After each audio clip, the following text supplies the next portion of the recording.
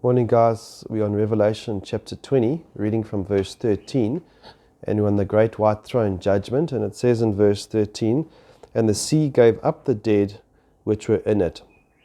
And so the sea, obviously, if we look at it literally, it could mean that everyone who's died in the sea, the flood, the Pharaoh and the armies, and everyone through history. So the idea is that even if your bodies are totally eaten up by every sort of animal and spread all over the sea, that your bodies will be resurrected. They're not going to be lost forever. But symbolically, basically all the dead get raised, even the dead that are in the graves. Everyone is going to be raised. And as we've learned, is that the whole world is dissolved. So even if Hades is part of this world, that world disappears. Christ destroys that world with fire. And so now the bodies and the souls are now resurrected into new bodies, either to life or to death. And so the sea gives up the dead which were in it, and death and Hades gave up the dead which were in them. And so people are already being judged in hell. Their souls are being tormented, and now the final judgment, where every single work, every single thought gets judged, and they get thrown into a final place of the lake of fire and brimstone, and that's where there is no return. And even once you die, there is no return. We must remember that. There's that every moment we have now accounts for eternity. And so death and Hades gave up the dead which were in them, and they were judged, every one of them according to their deeds. And so we're all going to get according to the deeds.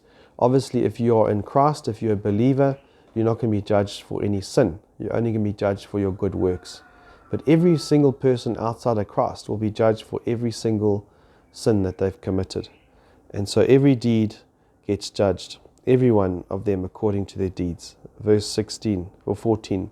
Then death and Hades were thrown into the lake of fire, because the whole of everything that we know at this stage is dissolved and burnt with fire. This is the second death. And it's almost like God creates a new place for this eternal and resurrected body to be tormented forever and ever. So the first death is a natural body which dies, and the second death is a spiritual body now, which will be tormented, and that resurrected body forever and ever for those who are not in Christ. It says the second death, the lake of fire. And if anyone's name was not written in the book of life, he was thrown into the lake of fire. And so it's absolutely essential that we know Jesus, that our names are written in the book of life, that we can have absolute confidence that our names are written there. And as it says at the beginning of Revelation, if we persevere to the end, he will not blot out our name. It's absolute sure that our names will stay there, and that we will be secure in him, and the resurrection that we have will be a resurrection to glory and to life and to be with Jesus forever.